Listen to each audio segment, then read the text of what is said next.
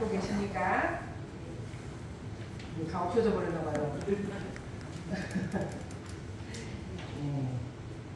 저희가 이제 처처불상 사사불공을 하자라고 했는데, 이제 지난 청년법회 때 제가 이제 모두가 다 부처다라고 했더니, 어찌 저 사람이 부처가 될 수 있습니까? 라고 청년 한 명이 저한테 이의 제기를 하더라고요. 어떤 사람이 부처로 안 보이느냐 물어봤더니, 같이 일하는 사람 중에 나이가 좀 많은 분이 있나 봐요. 그분은 위에 상사가 있을 때는 같이 일을 잘 하겠다고 한대요. 같이 일을 잘 하고 이 일도 제가 잘 알아서 잘 처리하겠습니다 라고 하는데, 그 위 상사가 다른 곳으로 이제 가잖아요. 그러면 태도가 너무 변한다는 거죠. 그분이 안 계시면 내가 언제 그런 말을 했나. 나는 이거 내가 하겠다고 안 했다. 이 일은 네가 해라. 그냥 대놓고. 네가 젊지 않냐. 젊은 네가 해라. 그러면서 그냥 일을 탁 떠넘겨놓고 가버린다는 거예요. 그러니까 이 사람은 그 일이 자기한테 떨어지니까 다 퇴근하고 나면 혼자서 또 막 그 일을 처리를 해야 된다는 거예요. 그러면서도 그렇다고 이 상황을 상사한테 이를 수도 없고, 일러 바치자니 이간질하는 것 같고, 혼자서 처리하자니 너무 억울하고, 근데 그 사람이 어떻게 부처로 볼 수 있느냐라는 이의를 제기하더라고요. 그 사람을 어떻게 부처로 볼까요? 부처로 볼 수 있을까요?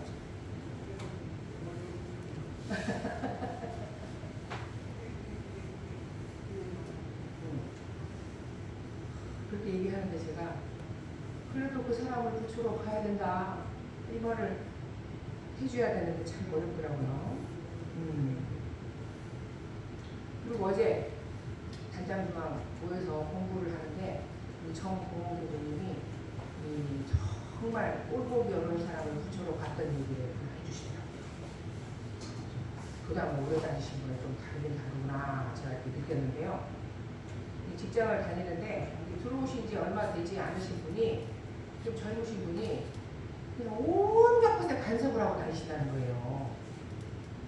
간섭을 하고 다니는데 그분을 위에 상사가 이렇게 감싸고 보니까 차마 말을 못한다는 거예요.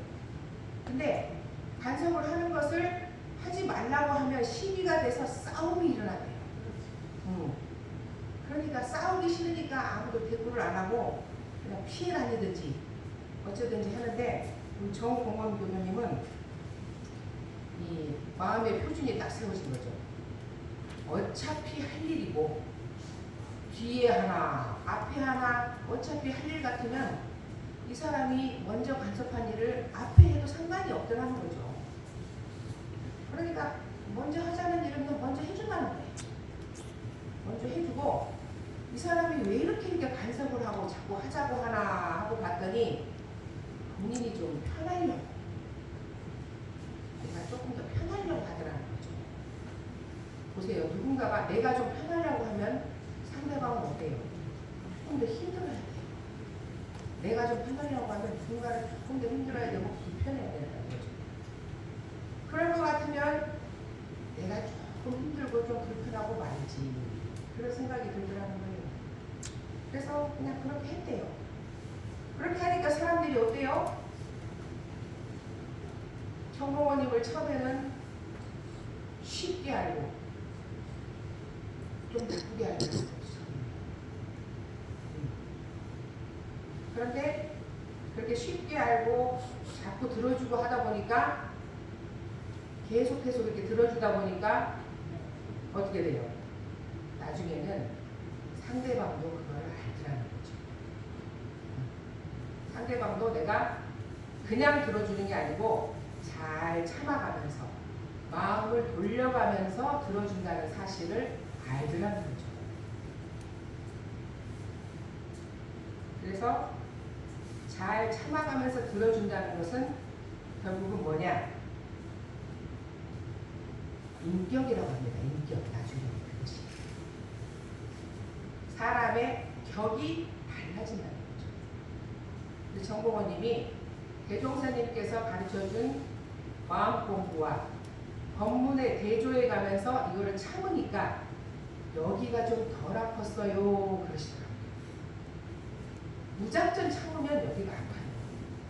그런데 대조에 가면서 왜 참아야 되는가 믿음을 가지고 그거를 참아가면서 하다 보니까 여기가 좀 덜 아프면서 참게 됐어요 라고 얘기하시더라고요.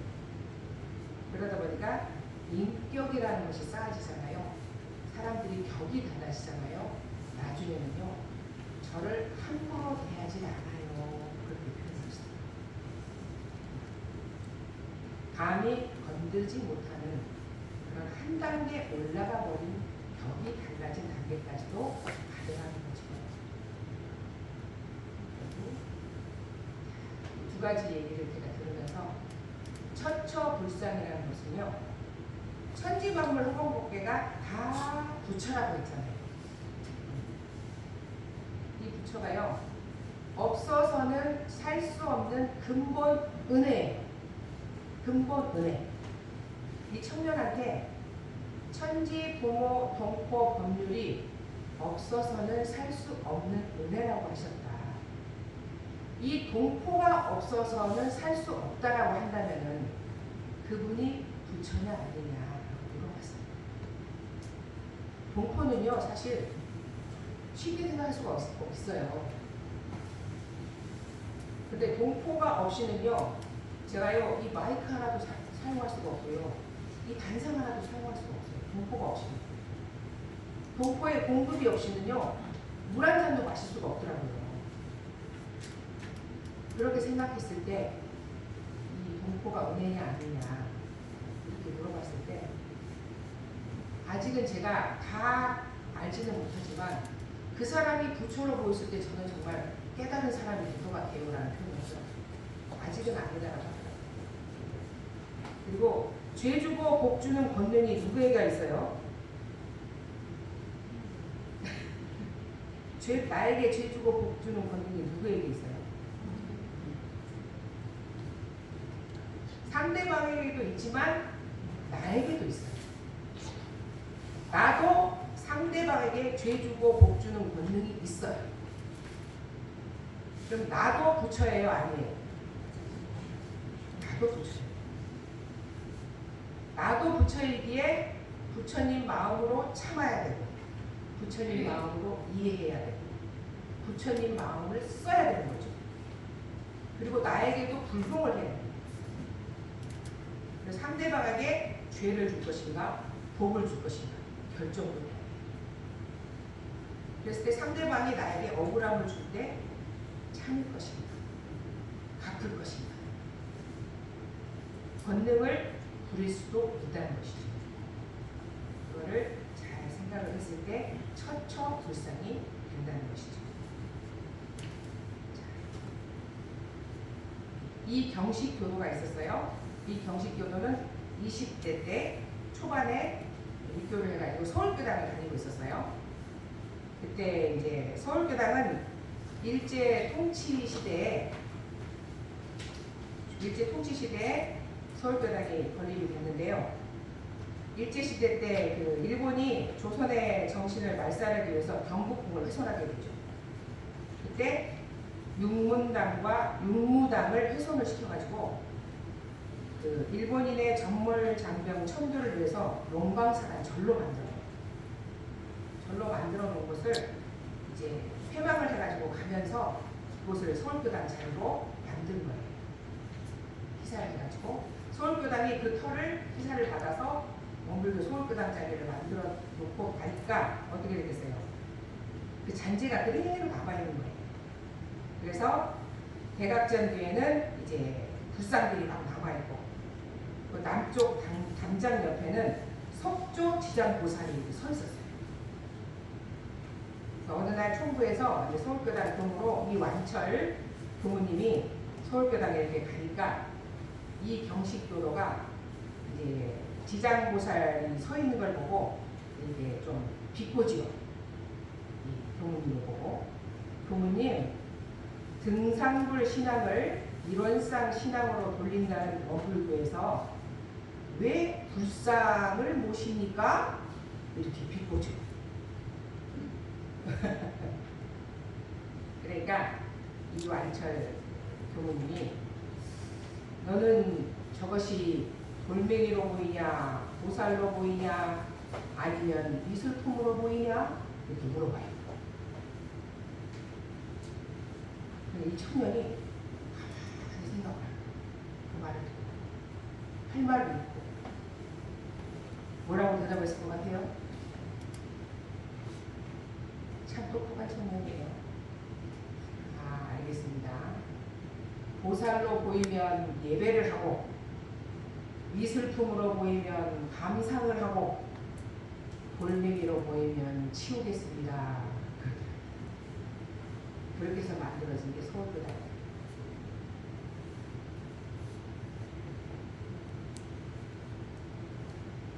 그리고 이 사사불공입니다. 사사불공. 대종사님께서는 이 사회에서 살면서 모든 일을 할 때 경건하고 청정한 마음으로 정성스럽게 하는 것이 불공이다. 모든 일을 할 때 경건하고 청정한 마음으로 정성스럽게 하는 것이 불공이다. 정공 교수님이 정성스럽게 그 사람을 위해서 불공을 하셨잖아요. 최현천 교무님이 계셔요. 이 교무님은 이제 그 경주 세등이 문화원에서 보자기를 뽑는 교무님이시거든요. 정상으로 살면서 지금도 보자기를 뽑고 계시는데 이분이 처음으로 부교무 때 발령이 난 곳은 베네골 청소년 수련원이었어요. 부교무로 베네골 가보셨어요? 안 가보셨어요? 베네골에는 향타원 종사님이 평생을 그곳에 사시면서 크게 훈련원을 가꾸신 곳인데 그때는 이제 베네골이 항상 형성이 되던 때라 할 일이 엄청나게 많았었어요. 그때 이제 부교무 때 가서 얼마나 날마다 일만 하는 거예요. 부교무로 갔는데 어느 날 부교무 훈련을 갔다 오고 나니까 이 생활에 재미가 없고 맨날 일만 하니까 모든 일이 다 귀찮아져가지고 지루하게 있으니까 향타원 종사님이 아이고 현충교무 뭔 일 있어 왜 그래? 그러니까 그 말을 들으니까 현충교무님이 막 우셨대요. 남자지만 부교무 물으니까 아유 왜 그러느냐 현충교무야. 그러니까 법사님 저는요 어린이 교도도 없고요 학생 청년 교도도 없고요 저희 동기 교무들은요 어린이 교화 학생 교화 청년 교화 하면서 재미있게 살고 있는데요 저는 눈만 뜨면 매일매일 일만 하고요 저는 지금 뭐하고 사는지 모르겠어요. 이렇게 서럽게 울었대요. 향타원 종사님이 웃으시면서 현충교무 지금 네 눈에는 네 교도가 하나도 안 보이느냐 나한테 교도가 어딨어요. 현충교무 지금 현충교무가 심고 있는 나무 한 그루 한 그루가 현충교무의 교도고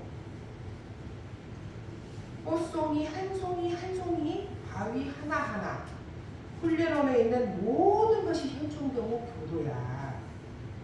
그리고 같이 사는 식구들도 다 현충교무 교도야. 현충교무가 교도님들한테 얼마나 정성을 다해서 가꾸느냐에 따라서 여기를 다녀가는 수많은 교도님들이 내가 하는 말보다 현충교무의 교도에게 마음의 위로를 받고 평안을 얻어갈 거야. 그러니까 정성을 다해서 이 교도님들을 잘 갖고 와. 그러시대요. 그때 현충교무가 머리에 벼락을 맞은 것처럼 정신이 번쩍 나. 그 마음속에 자리 잡고 있던 모든 사심이 다 사라진다. 그래서 기쁘고 즐거운 마음으로 그때부터 훈련의 생활을 잘했다. 이런 일화가 있더라고요. 이미 그때부터 잘 시작해가지고 지금도 이 경주 세대니 문화원에서 열심히 도자기를 굽고 계세요.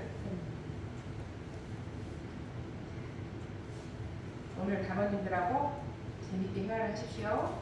회화 주제는 세 가지입니다. 이 세 가지 중에서 한 가지만 얘기하셔도 되고 세 가지를 다 얘기하셔도 됩니다. 세 가지는 이렇습니다. 우주만유 전체가 죄와 복을 직접 내려주는 사실적 권능이 있음을 경험한 바가 있다면 이야기해 봅시다. 두 번째는 복꽃이 부처 아님이 없다 하셨는데 나는 주로 어디서 어떤 부처님을 만나고 어떤 불공을 하고 있는지 이야기해 봅시다. 실지불공과 진리불공의 체험으로 변화된 점이나 느낀 바가 있다면 서로 이야기해 봅시다. 이렇게 세 가지 주제를 가지고 재미있게 회화하시면 되겠습니다. 고맙습니다.